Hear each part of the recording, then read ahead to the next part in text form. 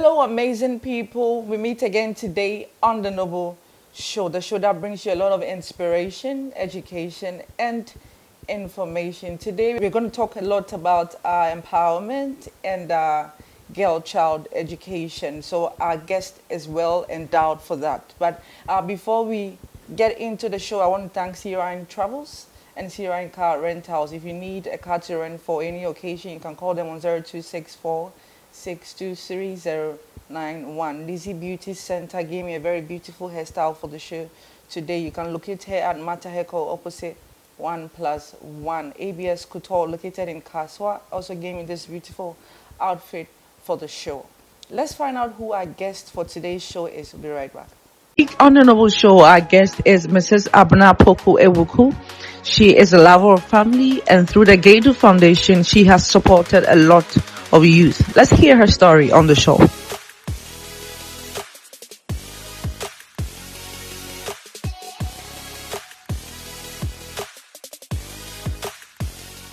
Welcome back from that break. This is still the Noble Show, and today on the show, we're talking to this amazing woman who has made a lot of impact in the lives of people. She is a doctor and she works with MVV in Switzerland. She is the founder of Gedu Foundation.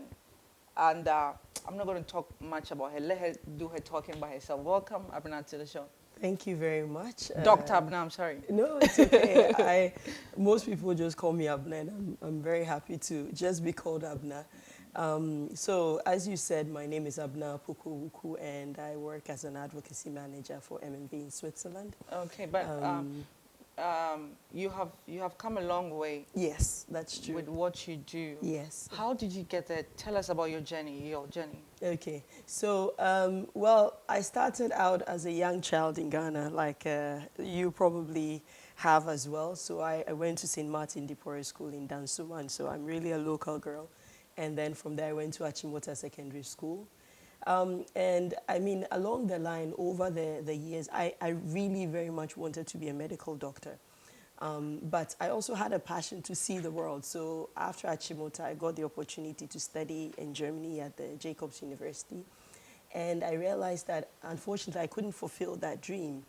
And I think I also got myself asking a lot of questions about why I wanted to be a doctor versus anything else. And I realized that I had been shaped very much by our society and what, the cliches of, be a doctor, be a lawyer, be those professions that everybody knows of. But then being in Germany, being around other international students, being around innovative professors, I realized that there's so many different careers out there that young people, could enter. And even when I look at my journey, I started out as a biochemistry degree holder, and then I went to do a master's in bioscience enterprise at the University of Cambridge. Then I ended up working in marketing and sales, so it was completely different from what I had, opted to do. Well, it's life, it's a journey. You start out and you also take the opportunities that come. So I went back to Germany, worked in marketing and sales. And then from there, a few things happened in my life, so I reoriented myself again. I did another master's in agriculture, so I went to a completely different direction. I came back to Ghana, I worked at GIZ, and it was along that journey that I met my husband. And I realized that I had gained so much over the years, and I had a lot to give to young people to show them that, you didn't have to be boxed into some career that, you start out with. If life happens, and there are so many different opportunities out there. And so when we got married, we decided that, people would give you gifts, right? So we said we didn't want gifts. We wanted the money, and we sold every single seed that everybody gave us into the Gedu Foundation. So we used all of that money to buy books for underprivileged schools in the northern region. So that's how we started out. So just to give you a little bit about the Gedu Foundation. So Gedu actually... No, we will come back to Gedu Foundation, but you just made a very vital point where you started off as a biochemist, right? Yes. And you studied agriculture, you did a bit of everything. Yes. I think that it's not bad, because somebody will say, okay, I started off as so and so. I started off as a marine engineer, Yes. and I did a bit of safety engineering, Yes. and now I'm a pastor. I studied Yes. theology also, Yes. so a bit of everything. Mm-hmm. Somebody will say, okay, this is what I started with, and I'm not getting there because I'm limited to this. Do you think that that should be the limit to somebody who is trying to push harder but it's not working? So because you studied um, marketing in school, you must limit yourself to marketing if you're not if you're not penetrating through the marketing market. No, I think one thing that my philosophy is always, it's not necessarily about what you study alone, it's also about the skills that God gives you. And so the reason why I ended up in marketing and sales was, one, I wasn't necessarily getting the jobs I would have liked to get in the, say, medical field or in the biotechnology field. But I got really good jobs in the marketing and sales field. And I realized that my skills were also very honed to that.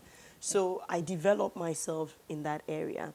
And I also had interest, for instance, in agriculture. So I come from a, so to say, a cocoa family. My father worked in the cocoa industry for pretty much all of his career. So a lot of that shaped the way I thought and what I was interested in. So I followed my skills, my abilities, and also what I was interested in. And I think many young people forget that. They take maybe something that they study and then they go for it, but they leave out all the other things they have, So, like skills. so we feel as a generation or the youth today, they are trying to say, okay, if I'm right, if I'm wrong, you can correct me. Yeah, sure. But if I'm right, when I say that the youth of today are failing to explore, am I right? I mean, Explore other options, because I studied geography or I studied history in school doesn't mean I should be a history teacher. I studied engineering doesn't mean I have to necessarily be an engineer. If I have other things I would want to do. so I won't say the youth have failed. I think what has failed is actually the systems in place. And it's not just in Ghana, in even some Western countries. I remember as a young person in Germany, when you study, say, biochemistry or when you study IT, the society expects you to work in that field because that's just the way the mentality of the people have been shaped, that this is what you're supposed to do. In other countries like the UK or the US, they're more skills oriented. So they look at what skills do you have to bring to the table, you know, and what you can do. So it's also about the opportunities available. In Ghana, I mean, there's some professions where you know when you get out, you get a job. One is, Yeah. you know, being a doctor or being Yeah, a I have a nurse, friend who's right? a doctor because he knows that you get a He'll job. get a job.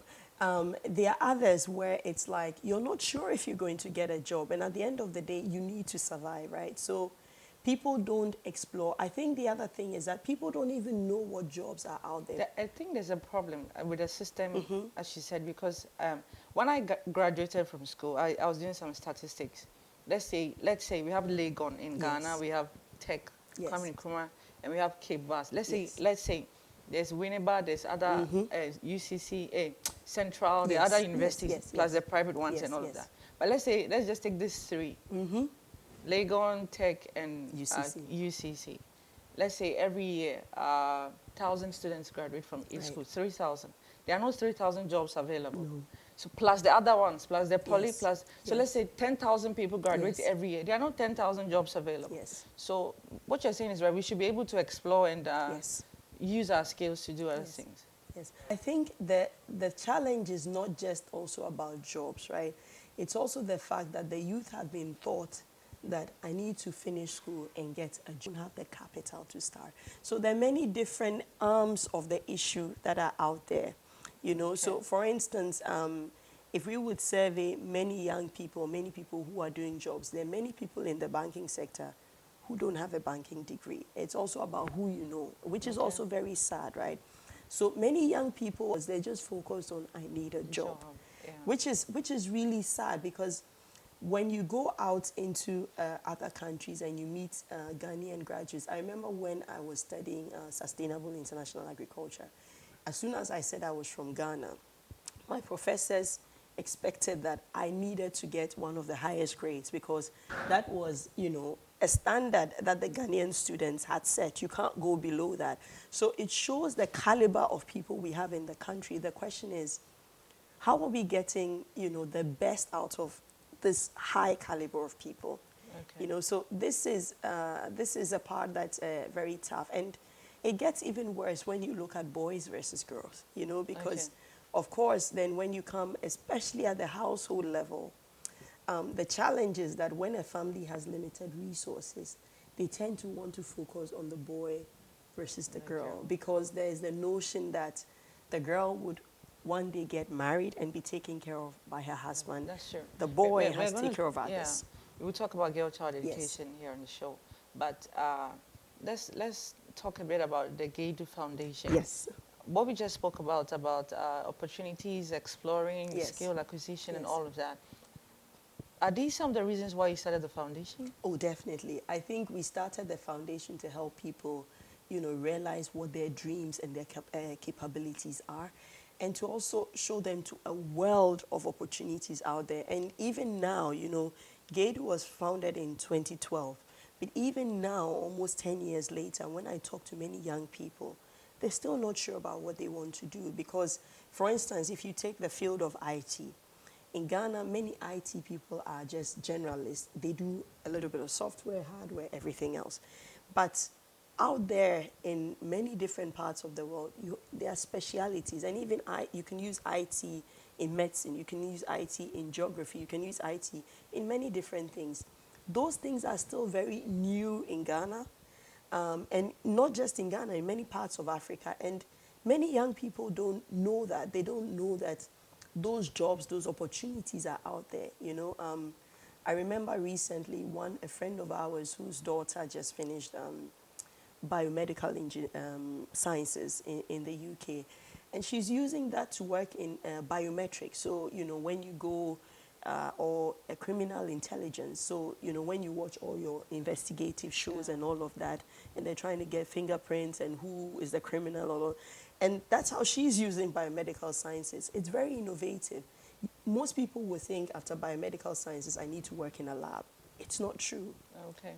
So this is the world that the Gedu Foundation wants to expose the young people to, and that's what we started out with. That's what we're intending to do even more in the future. 9 years is a long time. Yes. To run a foundation. Yes. So what is one major thing that you guys have done that you'd say, okay, I'm proud I did this? I think the very first one was actually even the event, the Youth Empowerment Skills event, where we expose young people to just discovering who they were and what their destinies are and what God calls them to do. At that event, we also even expose young people to schools abroad. Many of them are thinking, well, I need to go abroad, which is should not necessarily always be the case. Yeah. So we had that as well. We've also supported 2 girls actually through education because their families couldn't do that, and they successfully finished, and they're in the universities almost graduating and making jobs and careers. And then recently, just last Saturday, we had a business empowerment forum for entrepreneurs just to expose them to what ideas, how to build a successful business. So those are some of the things that I would say we've done. I feel like there's still a big gap that we can fill, and we want to do even more of that. That's a huge problem because we can't do it all. No. Have you had any challenges throughout this period? Oh yes, I think one of the biggest challenges is raising funds. So all the funds we use are our own personal funds. And then because we're husband and wife, we also had a family. Okay, you do with your husband? Yes, so it's with my husband. So this was founded pretty much at our wedding. So it was our wedding announcement to our guests that they were going to fund the foundation. And as a family, we also needed to take a pause and raise our family. And now we're coming back into the field to just revamp, and just talking to people in our church and in our communities, we realized that there's a huge amount of work that still needs to be done. Okay. So your kids, how many kids do you have? I have 3 children. So I have 2 boys and a you girl. Look all pretty. Thank you don't look Like you have a child. No, I have three of them who. And I just have one. Look at it. No, don't worry. Every woman, look, every woman is beautiful in their own way, and Yeah. you are an amazingly beautiful woman. So Thank don't you. even bother about that. Okay, we would want to talk a little more about the girl child Yes, and all that. yes. But before we get into that, what is one major impact or one story that you have encountered or you heard throughout impacting the lives of people? You heard a story and you were like, whoa, is this really happening to people? Mm, What mm. is one thing you would like to share with So us? yesterday I was talking to a friend, and he was sharing his story with me. And I mean, you know, sometimes you feel that some of these stories are only told in the villages, right? But when it stares you in the face from someone who is very well educated, living in Accra or growing up working, it's quite hard. So he was telling the story where, at a point in his young life, at the secondary school level, his family had to make a choice between educating him and his sister or educating just him. And unfortunately, the choice fell to educating just him because they couldn't educate his sister. His sister had to fall out of school. Along the line, she got married, so she couldn't continue her education. And I say that because this is not an uneducated family, right? This is an educated family. These stories are not, so to say, 300 miles away from you. Okay. These stories are right in your backyard, you know, where families living, especially when things get harder, they have to make really hard choices. What do we do? How do we eat? Who do we educate? And oftentimes it's the male child, not the female child. Okay. Well, let's take a break. Viewers, we're still talking to Dr. Abena, and she's sharing a lot with us today on the Noble Show. Don't go anywhere. Stick and stay. Are you planning a trip or you're going for a holiday with a lot of destinations all over the world? Just decide on where you want to go and see Ryan Travels will take you there. We offer UAE visa, air ticketing, tour packages, hotel reservations, corporate travels, and many more. You can contact Ryan Travels on 0264 623 091 or 0302 408067. You can email Ryan Travels at c.ryantravels@gmail.com. Ryan Travels. You pack, we plan. Welcome back from the break. This is still the Noble Show, and we're still talking to Dr. Abena, and she's educating us on the show. But we were talking about something, Abena, before we went for the break, where you were telling us about the family who made their male child go to school instead of the female child because of lack of resources. What do you think, considering the story we just discussed before we went to the break, what do you think are the limitations to getting a young girl educated besides financial problems or financial issues? Okay, so one of the key or a number of key issues that to getting a young girl educated, well, oftentimes depending on the setting, like when you have, in some countries, they expect a young girl to be married early.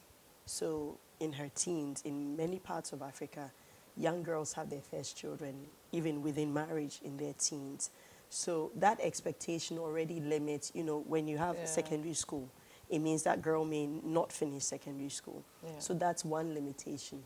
Another limitation is even the societal structure we have and the roles that young girls are expected to take. So when you have a typical household, the young girl is expected to wake up early in the morning, take care of, you know, her younger siblings. If they're older people, she's also supposed to care for them. Obviously, that limits her, you know, her strength even in going to school. If there's someone who's sick, she may be asked to stay behind and take care of that sick person. So, of course, this translates back to when they're in the classroom, because she may have to have less time for herself and her studies versus the other peers or the boys in the class. So that obviously means that at some point when the young girl gets frustrated, she may just opt, you know, to do Yeah. something else. It's also even the mentality of the young girls themselves. When you take maybe a survey of 10, 20 young girls and you ask them, how far do you want to get in your education? The first thing they think of is, oh, but I want to get married, I want to have kids. Okay. And so already they are not even setting very high, Standards. achievement goals for themselves. They're just thinking, well, it's okay if I get a job, after the first degree, and then I want to have my kids. And so they don't even set those goals. But women, as you and I know it, as we both have PhDs, it's not something that it's not unachievable. There's so many women that could achieve that as well. Okay. These are some of the reasons you have given personally. So why do you think every young lady or a girl child or every woman needs education? Well, first of all, when you look at some of the most developed countries in the world, they also have very high female educational attainment. I think the beautiful thing about many countries now is that we're seeing many presidents being women, right? We're having Angela Merkel, we're having several women in the Nordic countries being presidents, some really young, like in their 30s, under 40s. And you realize that in the African setting, we're really missing out on that. We have very few females who've gotten to the top. And within the home, when a woman gets educated, it automatically means the children get educated, because an educated woman wants the very best for her children. She's also able to part on what she has studied. So when a woman is educated, chances are her children in the classroom are also going to perform really well, or they're going to have a larger breadth of skills. So she's not only going to say, just go to school, she's going to say, get better in music, get better in sports, get better in all sorts of things, because she knows what those things can do. So it's a limit to personal development for a country if a woman is not developed. Okay, what is your understanding for equal opportunity for girls? And how do you think we can work towards it, or towards achieving it as a continent, like the African continent? Because I think we have that problem as a continent. So tell us about it. So equal opportunity for girls, I think it's just very simply put, girls having the same, opportunities or chances or choices as boys, being exposed to it to the same level. Oftentimes, you don't see that in schools, because schools don't set out to do that. You see that more at the household level, so within homes and maybe within communities. Just last Saturday, one of the panelists at the event was, for instance, saying that you may have girls who are very, very well educated, but they are very timid because the society has taught us that girls need to be silent in public. So that means that they're not able to develop their, if they have to be presenters, or if they have to take up leadership positions, they will cower in those positions. They're not going to be strong leaders because they haven't been taught to do that. Another thing with regards to equal opportunities is just the family giving, the same opportunity, like we just described in that family. The girl being given the same opportunity as a boy, and seeing that, okay, she can also have her education, even if the resources are limited. Could you borrow money? Could you, reach out to even the school to see what they could do? At the African level, I think we need to start from the home. We need to start from our churches. Our churches teaching that boys and girls can do equally the same things. We're all equally human. We're all equally able to put onto the table.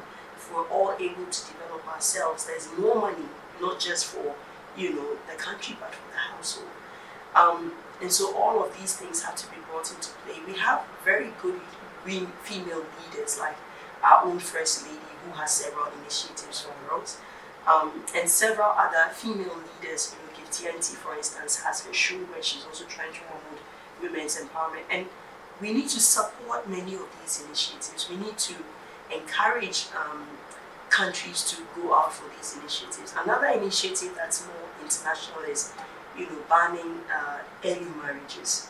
So that, because when a girl gets married, then the chances are she's not going to be able to. I think that's the problem we have in Africa. Yes. Some parts of Yes. I mean, even in Ghana, the early marriage system is there. It's just that it's more hidden. It's more, cached, so to say. So these are things that we need to work on and get out of the way. We need to encourage girls to not just think of having a family, but thinking of their total development. It's not just having an education per se, but it's about you as an individual feeling okay in yourself, physically, emotionally, mentally. That is development. It's not just getting an educational degree, because we have so many people who have degrees, but they're not very fully developed, so to say.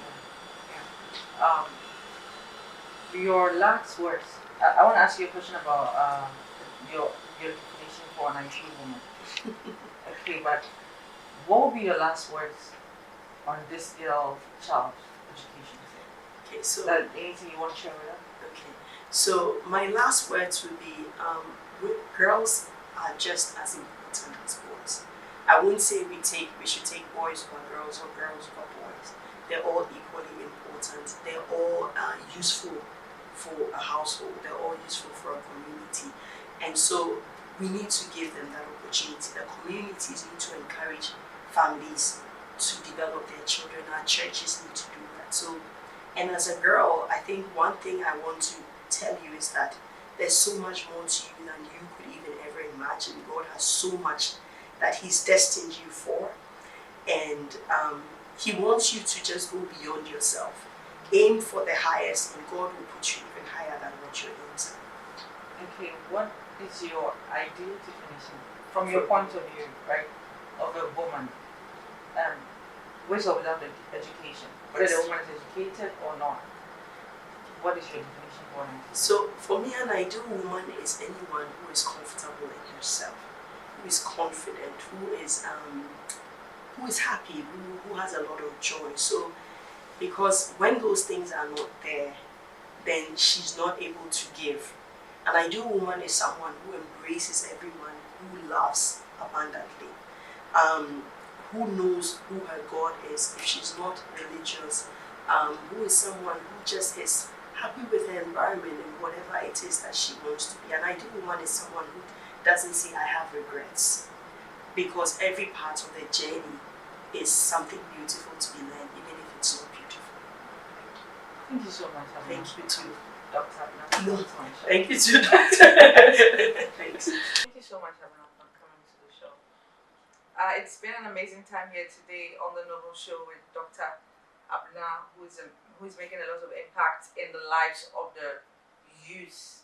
I want to thank my sponsors, CRI Travels, for supporting the show. If you want anything in regards to traveling, your ticketing, your visa, or anything at all, when you want to travel, you call CRI Travels on 0264 623 091. I also want to thank Lizzie Beauty Center for my beautiful hairstyle. You can locate Lizzie Beauty Center at Mataheko, opposite 1+1. You can call her on 0241 526 998, 0241 526 998. I also want to thank ABS Couture for my beautiful outfit. You can follow her on Instagram at ABS Couture.